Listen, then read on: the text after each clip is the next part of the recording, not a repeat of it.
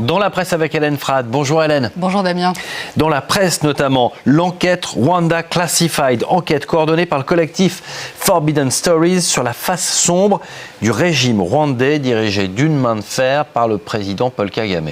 Oui, 30 ans après le génocide qui a fait, on s'en souvient, 800 000 morts, cette enquête à laquelle le quotidien français Le Monde a contribué met en lumière l'autre visage d'un pays qu'on présente souvent comme un modèle de développement et même comme le Singapour de l'Afrique, un État en réalité totalement verrouillé par le Fonds patriotique rwandais, parti quasi unique et surtout par son chef Paul Kagame.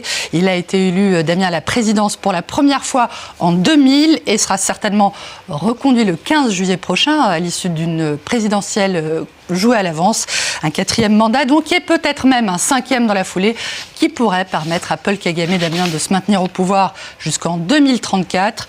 Cette enquête de Forbidden Stories a été déclenchée par la mort de cet homme, le journaliste rwandais John Williams Twali. Il est mort à Kigali en janvier 2023 après qu'une voiture a percuté son mototaxi. Un accident banal a priori, mais qui comporte beaucoup de zones d'ombre.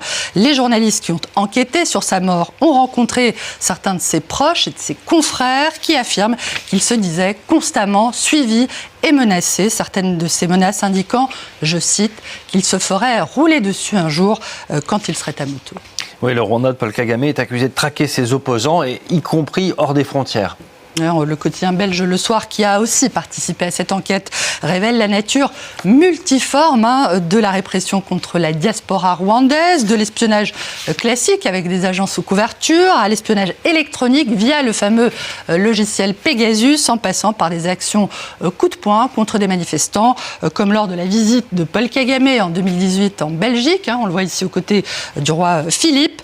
Au Royaume-Uni, le quotidien The Guardian affirme que John Busingye, qui est l'ambassadeur rwandais à Londres, qui a été nommé en 2022 juste après l'accord conclu entre Rishi Sunak, le Premier ministre, et le président Paul Kagame sur le transfert de demandeurs d'asile vers le Rwanda, eh bien, que cet homme a utilisé Interpol pour traquer les opposants du régime dans le monde entier, alors qu'il était à l'époque ministre de la Justice du Rwanda.